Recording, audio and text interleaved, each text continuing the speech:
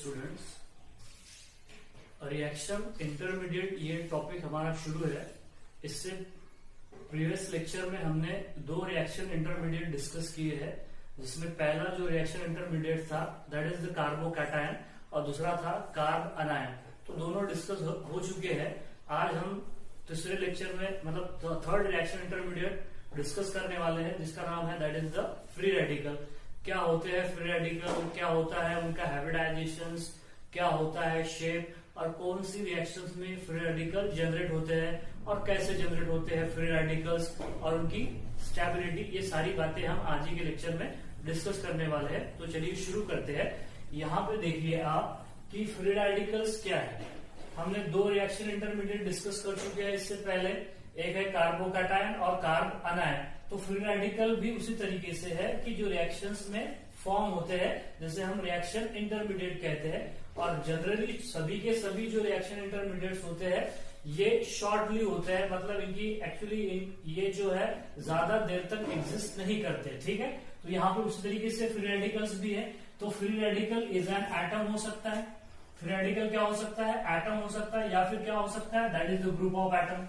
Atom होगा या फिर क्या होगा ग्रुप ऑफ एटम्स होगा that contain the odd number of electron, that contain the odd number of electron, so that is in their valence shell, in their valence shell। और valence shell में कितने electron होते हैं? that is 7 electron. तो हम यहाँ पे बोल सकते हैं कि उसके valence shell में इसमें that contain the odd number of electron in their valence shell, लेकिन कितने इलेक्ट्रॉन होते हैं? that is 7 electron in their valence shell। आप इससे पहले देखिए कि कार्बोकैटायन में हमने देखा था कि वैलेंस शेल में 6 इलेक्ट्रॉन होते हैं, जो कि हमने बोला था कि कोई बॉन्ड अगर कार्बन से कोई एटम या स्पीशीज ऐसी जुड़ी हो जो जिसकी इलेक्ट्रोनेगेटिविटी कार्बन से क्या हो जाए, ज्यादा हो जाए, तो जब बॉन्ड ब्रेक होगा तो वो जो पेयर ऑफ इलेक्ट्रॉन है वो मोर इलेक्ट्रोनेगेटिव एटम लेके चले जाएगा। तो इस सिचुएशन में कार्बन पे आएगा पॉजिटिव चार्ज। तो कार्बन पे पॉजिटिव चार्ज आएगा तो जो स्पीशीज को बोला है कार्बोकैटायन। तो कार्बोकैटायन में सिर्फ 3 बॉन्ड पेयर रहेंगे, तो मतलब 3 बॉन्ड पेयर बोले तो 6 electron in their valence shell, वो इलेक्ट्रॉन डिफिशिएंट हो जाएगा। ये बात हुई थी हमारी। नेक्स्ट है, हमने बोला था कार्ब अनायन। तो कार्ब अनायन कैसे जनरेट होती है? ये हेटेरोलिटिक फिजन से जनरेट होती है। जिस तरह से कार्बोकैटायन जनरेट होता है उसी तरीके से कार्ब अनायन जनरेट होता है। तो कार्ब अनायन बोले तो कार्बन पे नेगेटिव चार्ज कब आएगा? जब वो ऐसी स्पीशीज से जुड़ा होगा जिसकी इलेक्ट्रोनेगेटिविटी क्या हो जाएगी, कार्बन से कम हो जाएगी। तब इस सिचुएशन में वो जो पेयर ऑफ इलेक्ट्रॉन है, जो कोवैलेंट बॉन्ड की जो शेयर पेयर ऑफ इलेक्ट्रॉन है, वो share pair of electron shift हो जाएगी टूवर्ड दी कार्बन। तो इस सिचुएशन में कार्बन पे आएगा नेगेटिव चार्ज। तो कार्बन के वैलेंस शेल में कार्ब अनायन में कितने इलेक्ट्रॉन होंगे? 8 इलेक्ट्रॉन होंगे विद देयर वैलेंस शेल। लेकिन फ्री रेडिकल में 7 इलेक्ट्रॉन आते हैं। देखेंगे अपन कैसे फॉर्म होते हैं फ्री रेडिकल। तो देखिए यहाँ पे ये बात ध्यान रखना है आपको कि इसमें 7 इलेक्ट्रॉन होते हैं। 7 बोले तो ऑड नंबर ऑफ इलेक्ट्रॉन, और यही ऑड नंबर ऑफ इलेक्ट्रॉन की वजह से वो ज्यादा रिएक्टिव हो जाता है। कौन? Free radical. क्यों रिएक्टिव हो जाता है मुझे बताइए। यहाँ पे कितने इलेक्ट्रॉन है उसके वैलेंस शेल में? 7 इलेक्ट्रॉन है। तो उसका स्टेबल इलेक्ट्रॉनिक कॉन्फ़िगरेशन होने के लिए कितने इलेक्ट्रॉन की जरूरत है? 1 इलेक्ट्रॉन की जरूरत है। 1 इलेक्ट्रॉन लेगा और क्या हो जाएगा, स्टेबल हो जाएगा। मतलब they have high tendency to gain the electron. किसकी? फ्री रेडिकल की। तो मतलब उसकी इलेक्ट्रॉन को गेन करने की टेंडेंसी क्या हो जाएगी, हाई हो जाएगी। मतलब वो क्या हो जाएगा, मोर रिएक्टिव हो जाएगा। ठीक है, अब यहाँ पे देखिए आप, it is form during the homolytic fission. मैंने जब आपको इलेक्ट्रॉनिक इफेक्ट बताया था तो उसमें हमने फिजन हमने जो देखा था, तो फिजन 2 तरह का होता है। एक होता है होमोलिटिक फिजन और एक होता है हेटेरोलिटिक फिजन। तो हमने डिस्कस किया है कि होमोलिटिक फिजन क्या होता है। होमोलिटिक फिजन में सिमिलर एटम्स और सेम इलेक्ट्रोनेगेटिव एटम्स के बीच में जो फिजन होता है उसे हेमोलिटिक फिजन बोला है। डिफरेंट इलेक्ट्रोनेगेटिव एटम्स के बीच में जो इलेक्ट्रोनेगेटिविटी का गैप जिसमें ज्यादा हो जाता है उसमें क्या हो जाता है, हेटेरोलिटिक फिजन होता है। तो यहाँ पे आप देखिए कि फ्री रेडिकल होमोलिटिक फिजन से क्या होते हैं, जनरेट होते हैं। और ये भी बात हो गई थी हमारी कि होमोलिटिक फिजन जो होता है वो होता है in presence of heat, light. यहाँ पे देखो, यहाँ पे दिया है हीट, इलेक्ट्रिसिटी, लाइट और दी peroxide और इन also in non polar solvent. मतलब होमोलिटिक फिजन को फेवर करता है कौन सा solvent? That is the non polar solvent, not a polar solvent. क्योंकि इसमें पोलर मॉलिक्यूल थोड़ी ना बन रहा है फिजन के बाद में।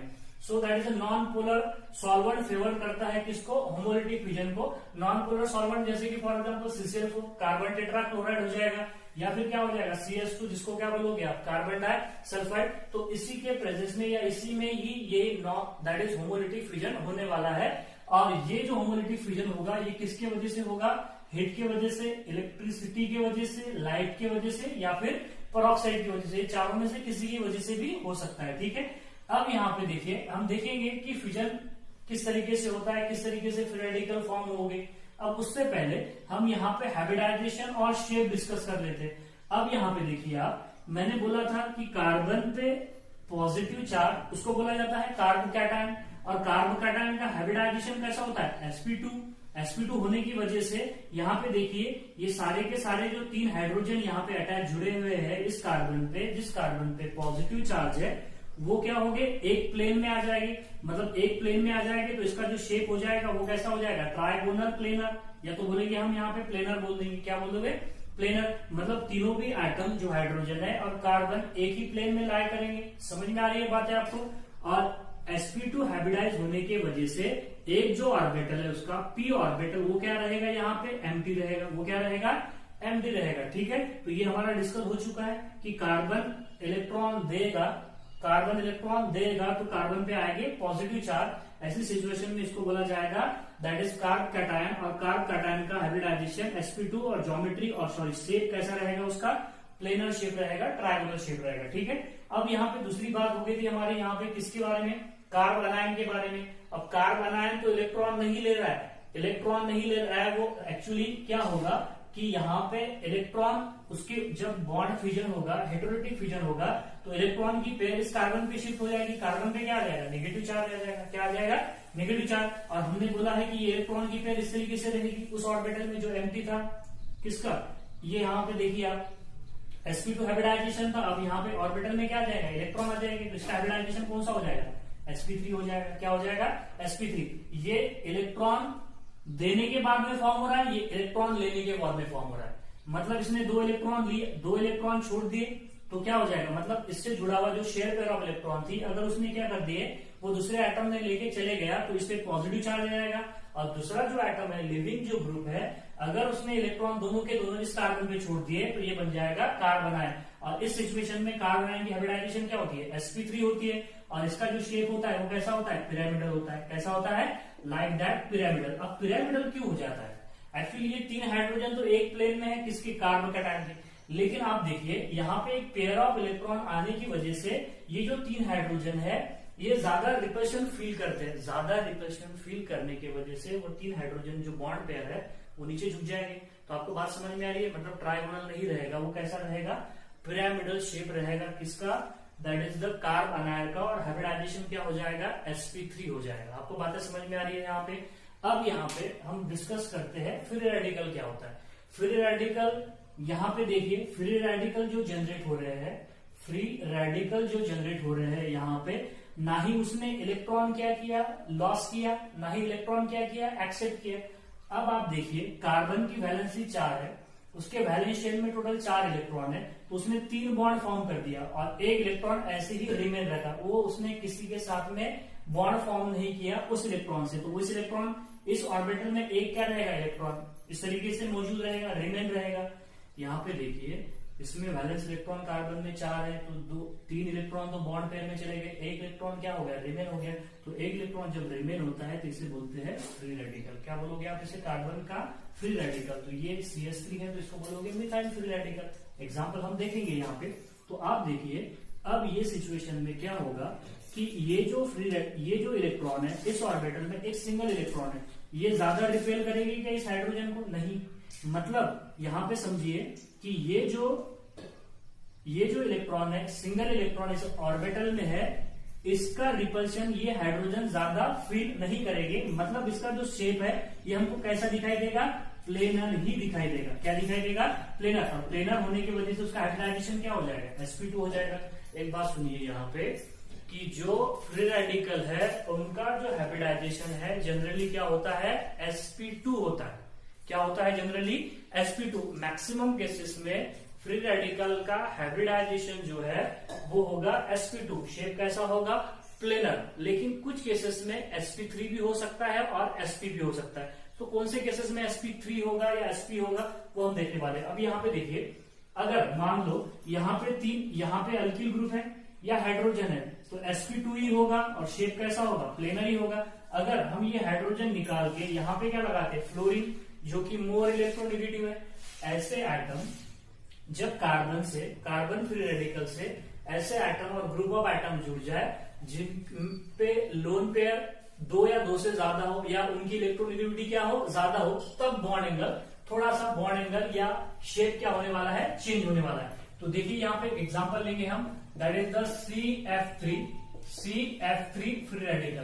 तो ये CF3 फ्री रेडिकल में क्या होता है, आप देखिए यहाँ पे ये है कार्बन, इस तरीके से यहाँ पे फ्लोरीन, मैं पहले ही जो स्ट्रक्चर है वो इस तरीके से बना रहा हूं, और इस तरीके से यहाँ पे एक electron, that is the free radical. अब यहाँ पे देखिए, इसके ऊपर आपको पता है कि फ्लोरीन के ऊपर क्या होते हैं, 3 लोन पेयर ऑफ इलेक्ट्रॉन होते हैं। तो ये लोन पेयर और ये इलेक्ट्रॉन, इनमें ज्यादा रिपल्शन फील होगा। रिपल्शन फील हो जाएगा तो यहाँ पे देखिए, ये जो 3 फ्लोरीन एटम है ये एक प्लेन में नहीं होंगे, इसकी वजह से इसका जो शेप हो जाएगा इन केस ऑफ CF3, ये क्या हो जाएगा, पिरामिडल हो जाएगा। क्या हो जाएगा, पिरामिडल। अगर पिरामिडल हो जाएगा तो हाइब्रिडाइजेशन कौन सा होगा, sp3 होगा। कौन सा होगा हाइब्रिडाइजेशन, sp3। लेकिन जनरली फ्री रेडिकल का जो हाइब्रिडाइजेशन होता है sp2 होता है, लेकिन कार्बन का जो फ्री रेडिकल है अगर उसको तीनों मोर इलेक्ट्रोनेगेटिव या ऐसे एटम जुड़ जाए जिसमें 2 या 2 से ज्यादा lone pair of electron present हो, तो उसका शेप कैसा दिखाई देगा आपको, पिरामिडल।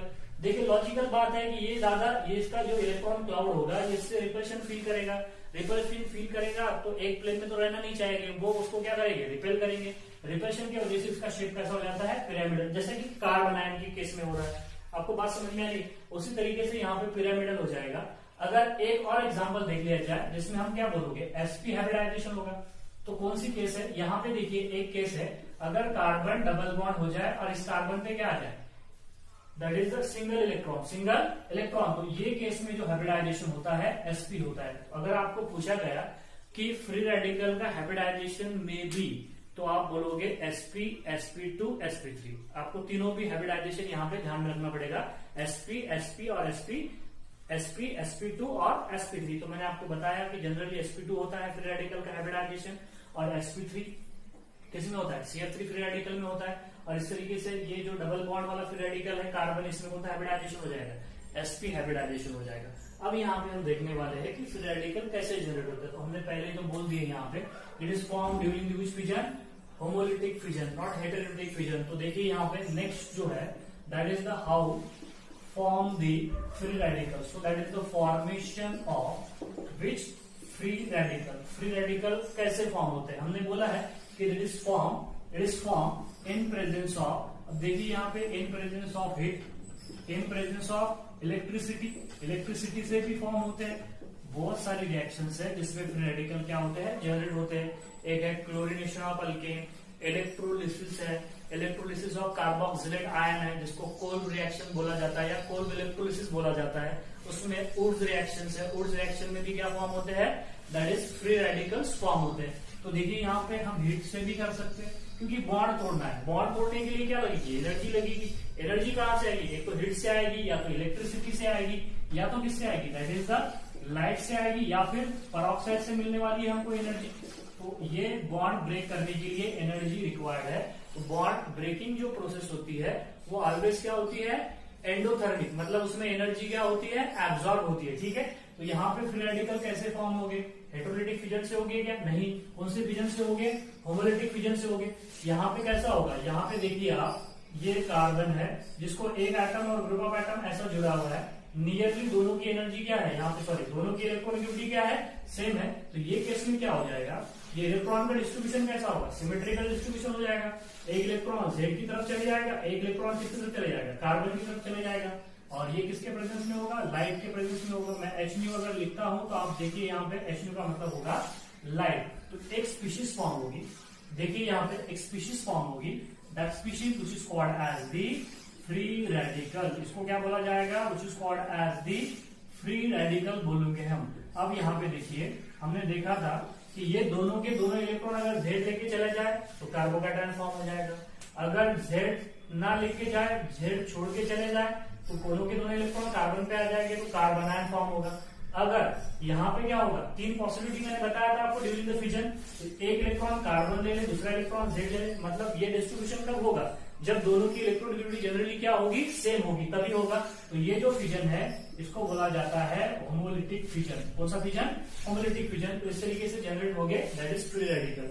जैसे कि फॉर एग्जांपल देखिए यहाँ पे हमारे पास में CH3 बॉन्ड H है, मतलब CH4 है, CH4 है। तो आप देखिए कि कार्बन और हाइड्रोजन में इलेक्ट्रोनेगेटिविटी डिफरेंस ज्यादा नहीं है, इसकी 2.5 है, इसकी 2.1 है, ज्यादा नहीं है इलेक्ट्रोनेगेटिविटी डिफरेंस। तो इलेक्ट्रॉन का डिस्ट्रीब्यूशन कैसा होगा, सिमेट्रिकल होगा, एक इलेक्ट्रॉन कार्बन की तरफ चला जाएगा, एक इलेक्ट्रॉन हाइड्रोजन की तरफ चला जाएगा। तो यहाँ पे क्या मिलेगा आपको, देखो दैट इज द CH3 और इस कार्बन पे आ जाएगा एक सिंगल इलेक्ट्रॉन और इस हाइड्रोजन पे आ जाएगा एक सिंगल इलेक्ट्रॉन। इसको बोलोगे आप मिथाइल फ्री रेडिकल। क्या बोलोगे आप, मिथाइल फ्री रेडिकल। उसी तरीके से देखिए दूसरा example, CH3 bond CH2 bond H, इसको बोलते हैं ethane, that is CH3CH3 that is C2H6। अब यहाँ पे क्या होगा, कार्बन और हाइड्रोजन में होमोलिटिक फिजन होगा, किसके प्रेजेंस में होगा, हीट, इलेक्ट्रिसिटी, लाइट, और किसके प्रेजेंस में होगा, पेरोक्साइड के प्रेजेंस में। ठीक है, तो एक इलेक्ट्रॉन किधर आ जाएगा, कार्बन की तरफ आ जाएगा। तो यहाँ पे क्या मिलेगा, बोलो that is CH3 bond CH2 और यहाँ पे आ जाएगा इलेक्ट्रॉन और इस हाइड्रोजन पे भी आ जाएगा इलेक्ट्रॉन, इस तरीके से। तो देखिए यहाँ पे इथाइल फ्री रेडिकल मिलेगा। जब भी आपको कार्बन और हाइड्रोजन के बीच में बॉन्ड ब्रेकिंग अगर दिया है तो वो हमेशा होमोलिटिक फिजन ही रहेगा। क्या रहेगा, होमोलिटिक फिजन ही रहेगा, क्योंकि दोनों में इलेक्ट्रोनेगेटिविटी का डिफरेंस ज्यादा नहीं होता है। क्या होमोलिटिक फिजन सिर्फ कार्बन में या कार्बन के ही फ्री रेडिकल प्रिपेयर हो गए या कार्बन के ही फ्री रेडिकल प्रोड्यूस हो गए, कार्बन के अलावा कोई फ्री रेडिकल प्रोड्यूस नहीं हो गए क्या, बिल्कुल हो गए। जैसे कि फॉर एग्जांपल देखिए ये इस तरीके से Cl bond Cl bond Cl, दोनों की इलेक्ट्रोनेगेटिविटी सेम है, H न्यू के प्रेजेंस में यहाँ पे भी क्या होगा, होमोलिटिक फिजन होगा। इस तरीके से H न्यू के प्रेजेंस में होमोलिटिक फिजन होगा, एक ये Cl फ्री रेडिकल बनेगा, दूसरा भी क्या बनेगा, Cl फ्री रेडिकल बनेगा। आपको बातें समझ में आ रही है, इस तरीके से फ्री रेडिकल बनेगी। इसके अलावा दूसरे भी कुछ इनऑर्गेनिक भी फ्री रेडिकल होते हैं, जैसे कि NO इस तरीके से, या फिर NO2, ये भी क्या है, फ्री रेडिकल जनरेट होते हैं ये भी। इसके अलावा ये भी फ्री रेडिकल है जिस तरीके से। और एक देखिए यहाँ पे R bond O bond R, इसे बोलते हैं पेरोक्साइड। जब दो ऑक्सीजन सिंगल बॉन्ड से जुड़ जाए तो उसको क्या बोला जाएगा, पेरोक्साइड। और एक बार और ध्यान में रखिए कि दो बॉन्ड जब सिंगल बॉन्ड से जुड़ जाए, दो ऑक्सीजन जब सिंगल बॉन्ड से जुड़ जाए तो उसे बोला जाता है पेरोक्साइड। और पेरोक्साइड में का दो ऑक्सीजन का बॉन्ड बहुत ज्यादा वीक होता है, इवन दो रूम टेम्परेचर में भी टूट जाता है। एक्चुअली 36 किलो कैलोरी इतनी अमाउंट ऑफ एनर्जी देने के बाद में वो टूट जाता है एट रूम टेम्परेचर। ठीक है, तो यहाँ पे देखिए दो इलेक्ट्रॉन है, एक इलेक्ट्रॉन इस ऑक्सीजन ने ले लिया, दूसरा इलेक्ट्रॉन दूसरे ऑक्सीजन ने ले लिया। इस तरीके से मिलेगा यहाँ पे ट्वाइस R बॉन्ड O और इस तरीके से आ जाएगा इलेक्ट्रॉन। तो इस तरीके से क्या हो गया, यहाँ पे फ्री रेडिकल जनरेट हो गए। ठीक है, तो that is this are the formations of free radical. और भी कुछ एग्जांपल्स है, आपको बातें समझ में आ गई होगी कि फ्री रेडिकल कैसे जनरेट हो रहे हैं। तो फ्री रेडिकल होमोलिटिक फिजन से फॉर्म होते हैं। उसमें देखिए यहाँ पे मैंने बोला है आपको कि देखिए यहाँ पे कि टोटल 3 बॉन्ड पे 6 electron, 1 electron, 7 electron. Valence shell में कितने इलेक्ट्रॉन होंगे, 7 इलेक्ट्रॉन होंगे। वैलेंस शेल में 7 इलेक्ट्रॉन हो गए तो उसको स्टेबल होने के लिए 1 इलेक्ट्रॉन की जरूरत है। तो वो कोशिश करेगा कि एक इलेक्ट्रॉन जल्द से जल्द हासिल करे। अगर 1 इलेक्ट्रॉन जल्द से जल्द हासिल करेगा तो ऑक्टेट कंप्लीट हो जाएगा, स्टेबल हो जाएगा। मतलब जब उसके पास में 7 इलेक्ट्रॉन रहेंगे तो वो ज्यादा रिएक्टिव रहेगा। ज्यादा क्या रहेगा, मोर रिएक्टिव रहेगा। ठीक है, तो यहाँ पे हाईली अनस्टेबल भी रहेगा। रिएक्टिव का मतलब क्या होता है, हाईली अनस्टेबल। किसके प्रेजेंस में फॉर्म होता है, जनरली हाइब्रिडाइजेशन sp2 होता है। और कुछ केसेस में हमने बोला है कि यहाँ पे CF3 केसेस में पिरामिडल sp3 हाइब्रिडाइजेशन होता है, ये केसेस में sp हाइब्रिडाइजेशन होगा। इस तरीके से फ्री रेडिकल जनरेट हो गए। अब इसके आगे नेक्स्ट हम स्टेबिलिटी डिस्कस करने वाले हैं, तो आप जल्दी से स्क्रीनशॉट लीजिए।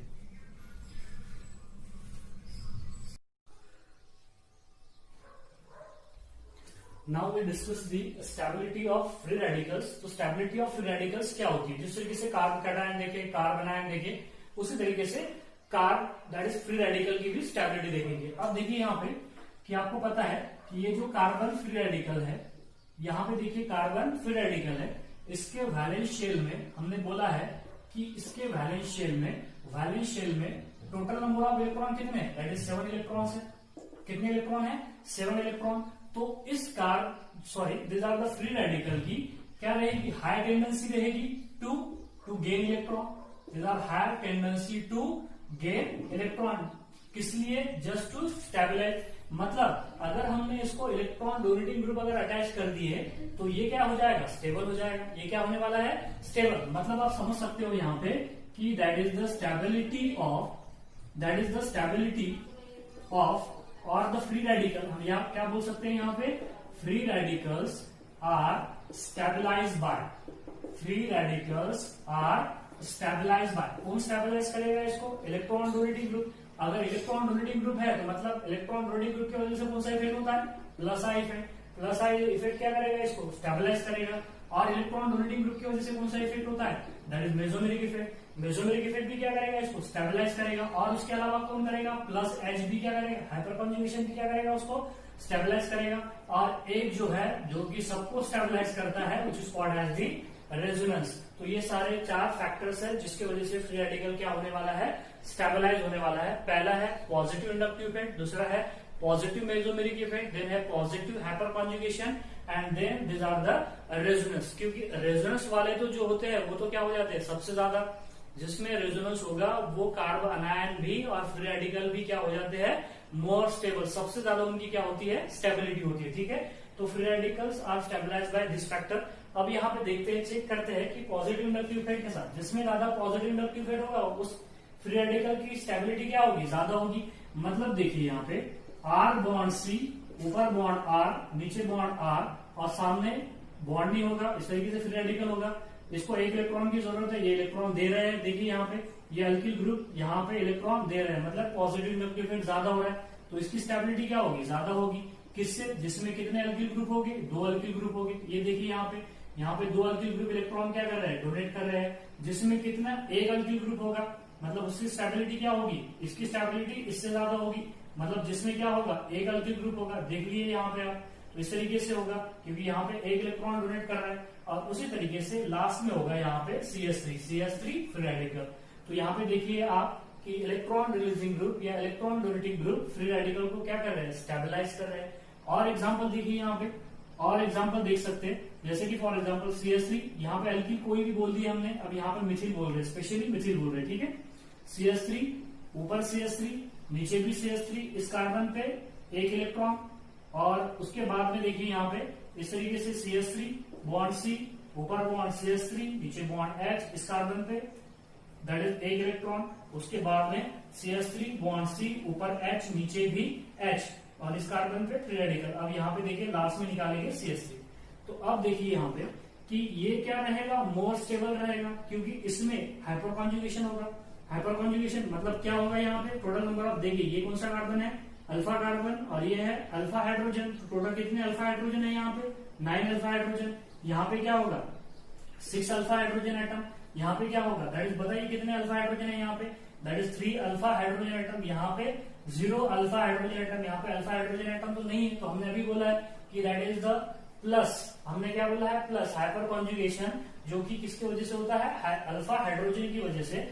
तो ये क्या करेगा? उसको स्टेबलाइज करेगा। मतलब इस तरीके से ये टर्शियरी ब्यूटिल जो फ्री रेडिकल रहेगा ये ज्यादा स्टेबल रहेगा then this isopropyl, then ethyl and then methyl. क्योंकि आपको पता है जितने ज्यादा अल्फा हाइड्रोजन होते हैं उतने ज्यादा उनके क्या होते हैं? Hyper conjugative structure. मतलब टर्शियरी ब्यूटिल फ्री रेडिकल के हाइपर कॉन्जुगेटिव स्ट्रक्चर कितने रहेंगे? दैट इज 9 रहेंगे। जितने ज्यादा हाइपर कॉन्जुगेटिव स्ट्रक्चर रहेंगे उतनी ज्यादा क्या रहेगी उसकी? स्टेबिलिटी।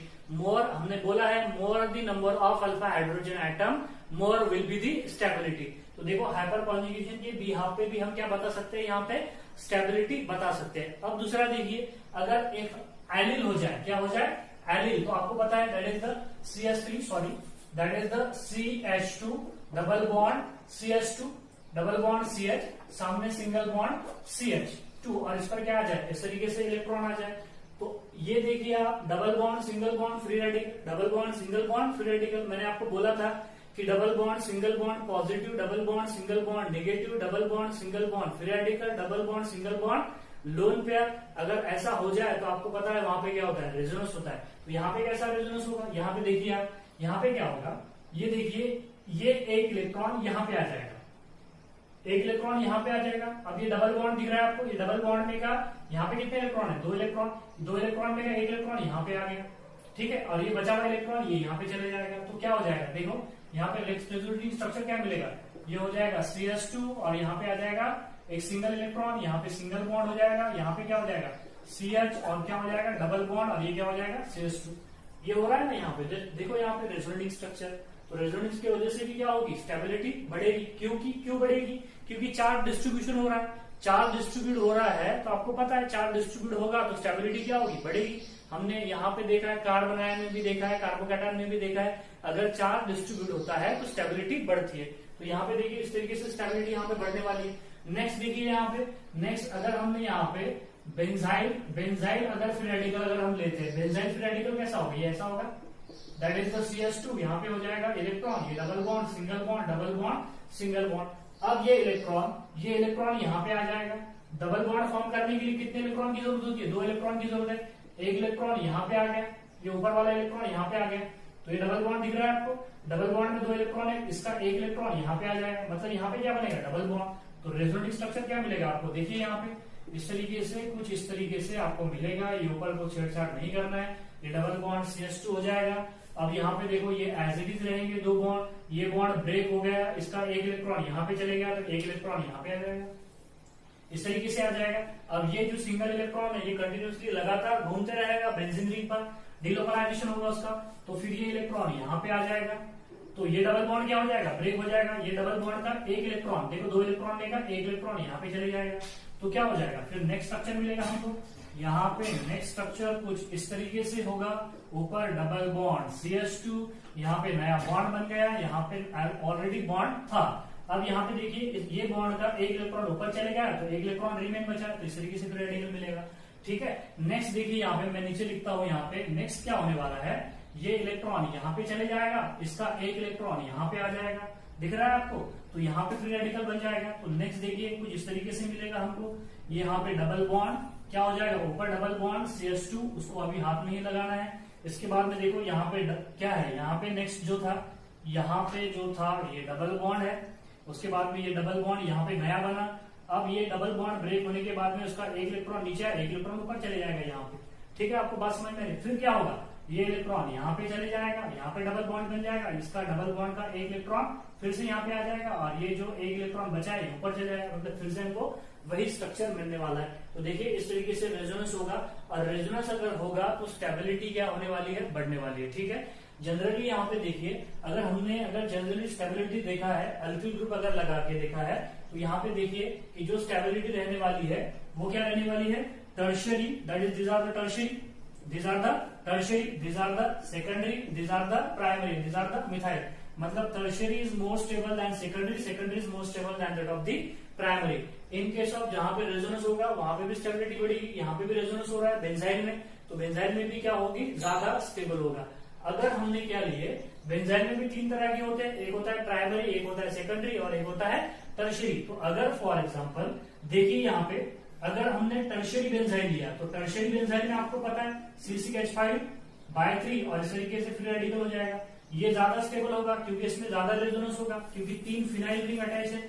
इस तरीके से यहाँ पे क्या होगा, that is C6H5/3 free radical, ये वाला triphenyl methyl free radical is more stable than that of the C6H5/2 CH free radical. ये ज्यादा स्टेबल रहेगा, किससे ज्यादा स्टेबल रहेगा, दैट इज द C6H5CH2। इस तरीके से ये वाले से बेंजाइल से देखो, triphenyl methyl free radical is more stable than diphenyl methyl free radical is more stable than that of the benzyl free radical. ठीक है, आपको बातें समझ में आ गई। इस तरीके से क्या हो जाते हैं, फ्री रेडिकल को रेजोनेंस भी क्या करता है, स्टेबलाइज करता है। तो ये भी बातें आपको देखनी पड़ेगी कि कौन कौन से फैक्टर है जो क्या करते हैं, फ्री रेडिकल को स्टेबलाइज करते हैं। पहला प्लस I है, देन प्लस M है, देन प्लस H है, और रेजोनेंस है। तो यहाँ पे देखिए tertiary is more stable then secondary is more stable than that of the primary is more stable than that of the methyl free radical. अब यहाँ पे देखिए कि होमोलिटिक फ्यूजन होने के बाद में जो फ्री रेडिकल जनरेट होते हैं उनकी स्टेबिलिटी कैसी मेजर करते हैं, उनकी स्टेबिलिटी मेजर की जाती है on the behalf of bond dissociation energy, on the behalf of bond dissociation energy. तो क्या होती है bond dissociation energy? The amount of energy required to break this bond, bond को ब्रेक करने के लिए जो एनर्जी लगती है उसे क्या बोलते हैं? Bond dissociation energy. अगर मान लो मेरे पास में ये दो एटम्स है जिनके बीच में ब्लैक पोर्शन जो बॉन्ड है, अगर ये बॉन्ड को ब्रेक करने के लिए ज्यादा एनर्जी लग रही है, ज्यादा एनर्जी लग रही है, तो ये बॉन्ड टूटेगा क्या? नहीं टूटेगा। जब ज्यादा अमाउंट ऑफ एनर्जी हम देंगे उसको तो वो टूट जाएगा। दूसरी बात सुनिए, अगर इस बॉन्ड को ब्रेक करने के लिए कम एनर्जी लग रही है, इस बॉन्ड को ब्रेक करने के लिए कम एनर्जी, इसका मतलब है उसकी बॉन्ड डिसोसिएशन एनर्जी क्या है? कम है। और जिस दो एटम के बीच में बॉन्ड है, अगर उनकी बॉन्ड डिसोसिएशन एनर्जी कम है तो बॉन्ड टूटना चाहेगा। फिर से सुनिए कि जिस दो एटम के बीच में बॉन्ड है, अगर उसकी बॉन्ड डिसोसिएशन एनर्जी कम है तो वो दो एटम सेपरेट होना चाहेंगे, वो बॉन्ड टूटना चाहेगा। टूटना चाहेगा मतलब वो बॉन्ड टूटेगा। टूटेगा तो दो जो फ्री एटम बनेंगे वो क्या रहेंगे? स्टेबल रहेंगे, क्योंकि वो आसानी से टूट रहे हैं। अगर आसानी से नहीं टूट रहे हैं, ज्यादा एनर्जी देने के बाद में टूट रहे हैं, तो वो टूटना चाह रहे हैं कि नहीं? मतलब इसका क्या मतलब है? वो क्या मतलब जो स्पीशीज बनेगी after the breaking of bond, जिसकी बॉन्ड एनर्जी ज्यादा होगी, वो कैसे रहेंगे? स्टेबल रहेंगे क्या? नहीं रहेंगे। मतलब क्या रहेंगे? Less stable. तो इसका ये मतलब है कि जिस दो एटम के बीच में जो बॉन्ड है, उनकी बॉन्ड एनर्जी अगर कम रही, अगर मिनिमम बॉन्ड एनर्जी रही, कम बॉन्ड एनर्जी रही, बॉन्ड डिसोसिएशन एनर्जी रही, तो वो क्या फॉर्म करेंगे? स्टेबल फ्री रेडिकल फॉर्म करेंगे। जिस स्पीशीज की बॉन्ड डिसोसिएशन एनर्जी कम रहेगी वो स्टेबल फ्री रेडिकल फॉर्म करेंगे, और जिस स्पीशीज की बॉन्ड डिसोसिएशन एनर्जी ज्यादा रहेगी वो least stable free radical generate करेंगे। तो बॉन्ड डिसोसिएशन एनर्जी क्या होती है देखने वाले अपन, स्क्रीनशॉट लिया।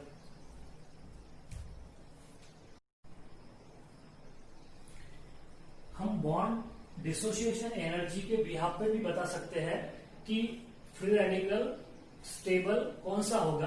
तो अब यहाँ पे देखिए, जो फ्री रेडिकल जनरेट होगा, अगर उसकी बॉन्ड डिसोसिएशन एनर्जी कम होगी तो वो ज्यादा स्टेबल होगा, क्योंकि वो टूटना चाहेगा, क्योंकि टूटने के बाद तो क्या बन रहा है? स्टेबल फ्री रेडिकल बन रहा है। और जिसकी बॉन्ड डिसोसिएशन एनर्जी ज्यादा होगी वो टूटना नहीं चाहेगा, मतलब टूटने नहीं चाहेगा, मतलब टूटने से पहले कैसा है? वो स्टेबल है, तभी तो उसकी बॉन्ड डिसोसिएशन एनर्जी क्या है? ज्यादा है। मतलब टूटने के बाद में क्या हो जाएगा? वो अनस्टेबल हो जाएगा।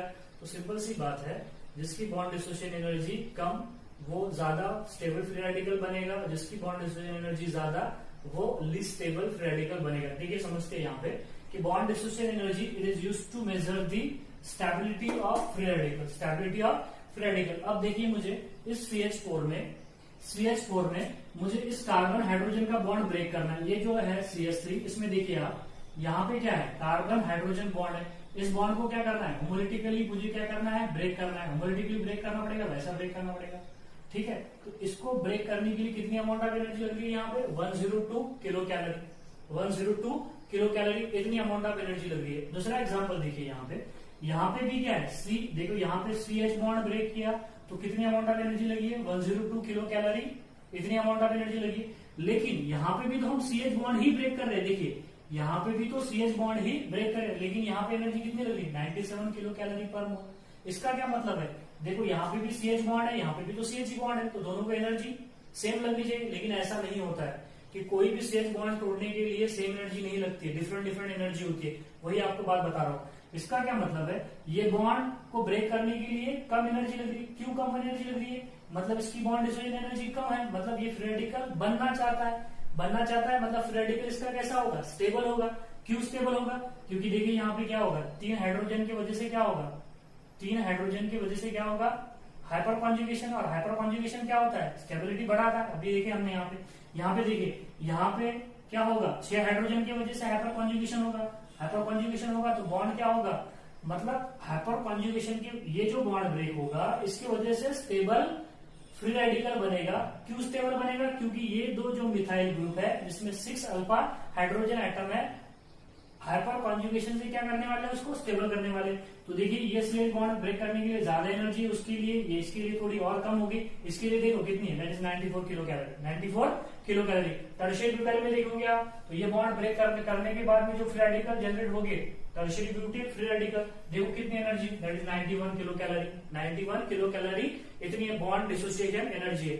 मतलब ये बॉन्ड आसानी से टूटेगा, आसानी से टूटेगा मतलब इसका जो फ्री रेडिकल बनेगा वो क्या होगा, स्टेबल होगा। मतलब वो फ्री रेडिकल बनना चाहेगा, ये प्रोडक्ट नहीं रहना चाहेगा। आपको बात समझ में आई? इसलिए तो इसकी बॉन्ड डिसोसिएशन एनर्जी क्या है, कम है, क्योंकि इसको हाइपर कॉन्जुगेशन क्या कर रहा है, स्टेबलाइज कर रहा है। उसी तरीके से इसमें देखिए आप, ये बॉन्ड भी क्या होगा, ब्रेक होना चाहेगा, क्योंकि यहाँ पे क्या होगा, बाद में ब्रेक होने के बाद रेजोनेंस होगा। रेजोनेंस क्या करेगा, उस फ्री रेडिकल की स्टेबिलिटी बढ़ाएगा। देखो कितनी, 88 किलो कैलोरी, इतनी अमाउंट ऑफ एनर्जी। ये देखो हमने टोलिन है, दैट इज टोलिन की वजह से ये बॉन्ड ब्रेक होने के बाद में क्या बनेगा, बेंजाइल फ्री रेडिकल बनेगा। अभी बताया आपको मैंने रेजोनेंस, रेजोनेंस से क्या होगा, स्टेबलाइज होगा। मतलब उसको बॉन्ड ब्रेक करने के लिए कैसी एनर्जी लगेगी, कम एनर्जी लगेगी, क्योंकि वो बनना चाहता है ना, इस वजह से कम एनर्जी लगेगी। ठीक है, देखो यहाँ पे रिलेटिव स्टेबिलिटी भी डिस्कस की है मैंने, कि यहाँ पे ये पहले बता चुका हूँ कि triphenyl methyl carbonate free radical की स्टेबिलिटी ज्यादा रहेगी देन डाइफिनिल, देन बेंजाइल और देन दिस तरह एलिल, एलिल बोलते हैं आप इसको, that is allyl, then tertiary, then secondary, then primary, then methyl. इस तरीके से मिथाइल के बाद में इस तरीके से ये लास्ट में इसकी स्टेबिलिटी रहेगी। So this are all about the stability of the free radical. देखिए यहाँ पे शुरुआत में हमने फ्री रेडिकल क्या होते हैं, उनका हाइब्रिडाइजेशन क्या होता है, sp हो सकता है, sp2 हो सकता है, sp3 हो सकता है, लेकिन जनरली sp2 होता है। लेकिन CF3 फ्री रेडिकल के केस में sp3 होता है, पिरामिडल शेप हो जाता है उसका। ठीक है, ये बात आपको ध्यान में रखनी है। उसके बाद में नेक्स्ट देखिए हमने हाइब्रिडाइजेशन के बाद में, दैट इज हाइब्रिडाइजेशन के बाद में हमने फॉर्मेशन देखा है, फ्री रेडिकल कैसे फॉर्म होते हैं, होमोलिटिक फ्यूजन से फॉर्म होते हैं, लाइट के प्रेजेंस में होते हैं, हीट के प्रेजेंस में फॉर्म होते हैं। अगर हीट का इस्तेमाल किए हमने, हम आगे बहुत सारी रिएक्शंस आने वाली है, जैसे कि फॉर एग्जांपल हैलोजिनेशन रिएक्शंस है जिसमें फ्लोरिनेशंस है, उसके बाद में वुड्स रिएक्शन है, कोल्ड इलेक्ट्रोलिसिस रिएक्शंस है, उसमें हम फ्री रेडिकल मैकेनिज्म डिस्कस करने वाले हैं। तो देखिए फ्री रेडिकल होमोलिटिक फ्यूजन से फॉर्म होते हैं, लाइट के प्रेजेंस में अगर फॉर्म होते हैं तो उसे बोला जाता है दैट इज फोटोलिसिस बोला जाता है। अगर फॉर एग्जांपल हीट के प्रेजेंस में होता है फॉर्म तो उसको क्या बोला जाता है, दैट इज द थर्मोलिसिस बोला जाता है। और जैसे कि इलेक्ट्रिसिटी के सप्लाई करने के बाद में एक रिएक्शन होती है, दैट रिएक्शन जिस called as the redox reaction. तो रिडॉक्स रिएक्शन से भी फ्री रेडिकल जनरेट होते हैं। जब यूनिट में जब हमारे टॉपिक शुरू होंगे उस टॉपिक में हम वो रिएक्शन आने वाले हैं, तो मैं आपको बताऊंगा कि किस तरीके से फ्री रेडिकल जनरेट हो रहे हैं। तो आप यहाँ पे देखिए, इसका स्क्रीनशॉट ले लीजिए आप। इसके आगे नेक्स्ट जो है रिएक्शन इंटरमीडिएट है, दैट इज एक है कार्बिन और एक होता है नाइट्रीन, वो हम नेक्स्ट लेक्चर में डिस्कस करेंगे। Thank you.